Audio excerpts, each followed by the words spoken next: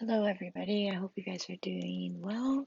Um, yeah, I hope everything's doing well. And happy Mother's Day to all the mothers out there, all kinds of mothers. I just want to say we appreciate you. We love you.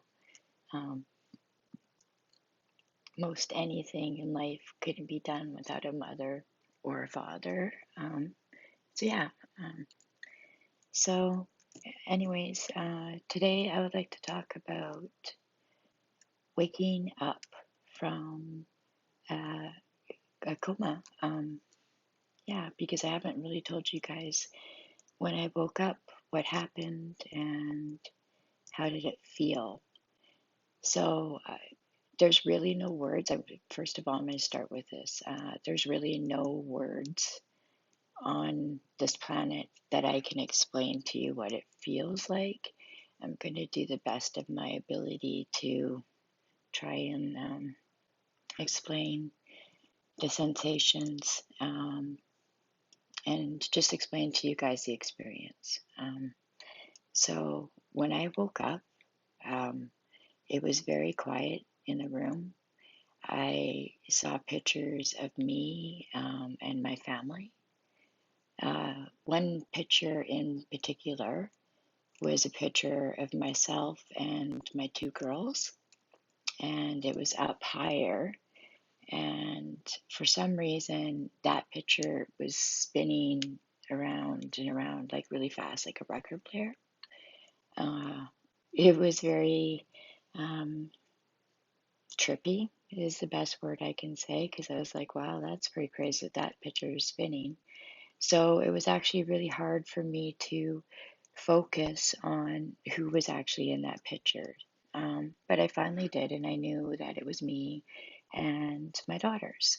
Um, so, because when I woke up, there was nobody in the room, I automatically, for some reason, thought I was dead or that I was dying. My reason for that is because, usually when somebody's dying, they have lots of pictures of themselves around, and usually, if somebody was dead, because that's it, like I said, I thought I was dead. Maybe I was just left alone for a little bit until somebody, like my family must have said goodbye to me.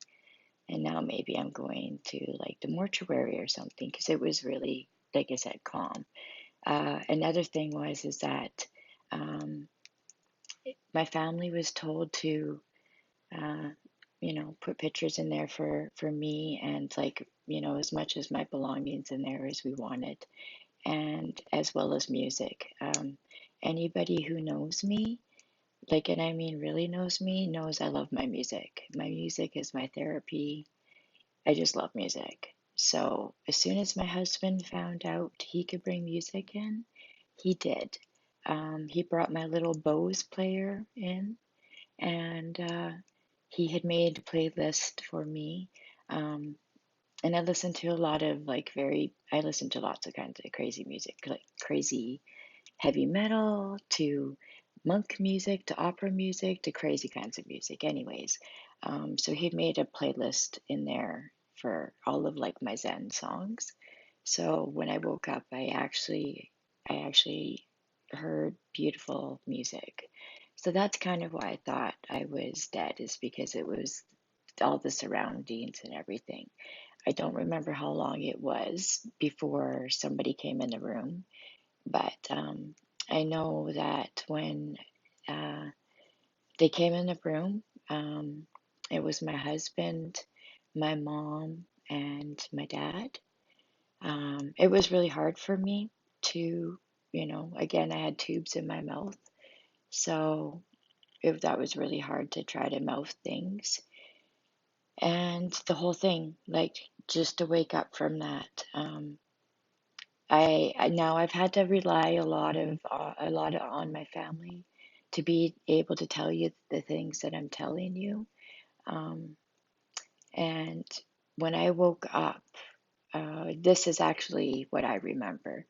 When I woke up, I remember asking, I think it was my mom, I'm not sure, how long I had actually been asleep. And so whoever I did ask had said I had been asleep for 15 days.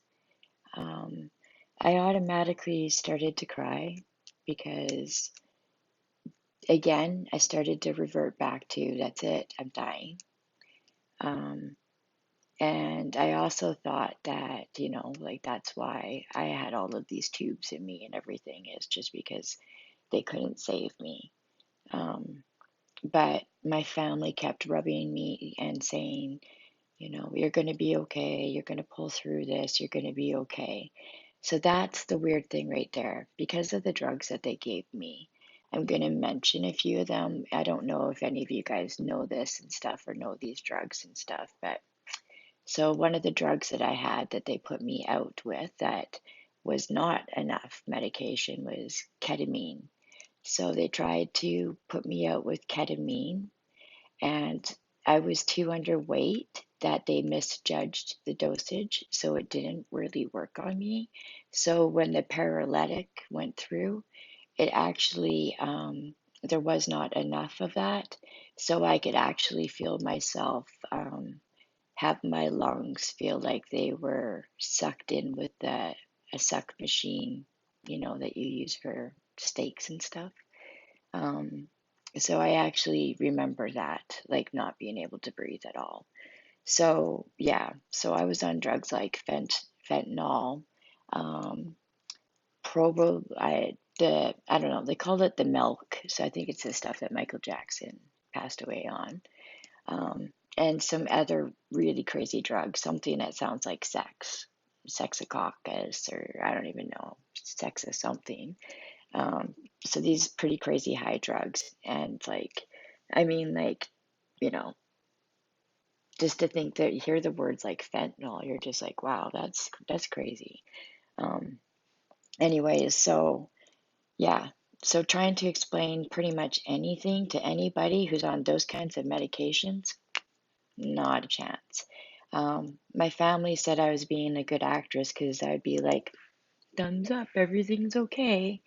Um, I guess the reason why I did that is because you just want to be like, yeah, I'm okay, let me get out of here. I want to go home. So it's kind of a funny thing, but it's not a funny thing. Like, and it's hard. Like, I think you heard me in one of my videos say that it is really hard for me in certain things. I could be having conversations with people about the most innocent things, and all of a sudden, I have a flashback that I'm in, you know, ICU, and not to be gross, but, there's the bum tube, a problem with it, or, just things like that, because that kind of happened a lot, or just lots of things. And it's hard because I try not to think about those things. But if, in my opinion, I feel like if I don't talk about them, then I feel like it's going to eat me alive. So that's why I actually am doing what I'm doing. Yeah, but ICU is like there's amazing trained people that deal with you, but we don't realize how bad it is on the family too.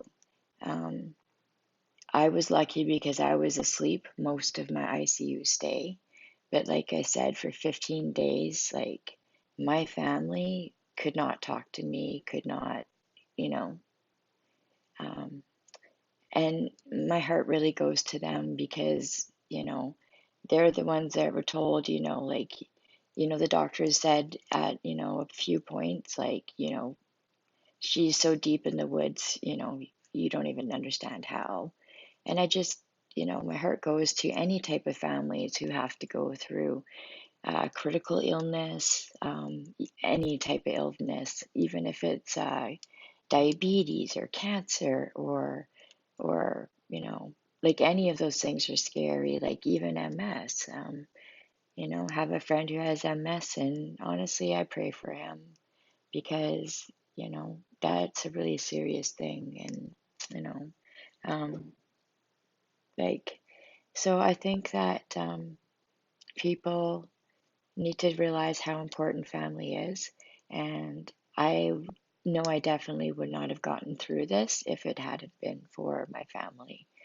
Um, the family for sure is, you know, it's got your back, and friends. Don't forget friends. I've had, but those friends are basically family friends. So, you know, you definitely have got your family friends who are just your family as well. So, but yeah, like a couple of things before I get off this video, like waking up from ICU, didn't know I was going to lose 39% of my muscle mass. They say every day that you were asleep in ICU, you lose 1 to 3% of your muscle mass.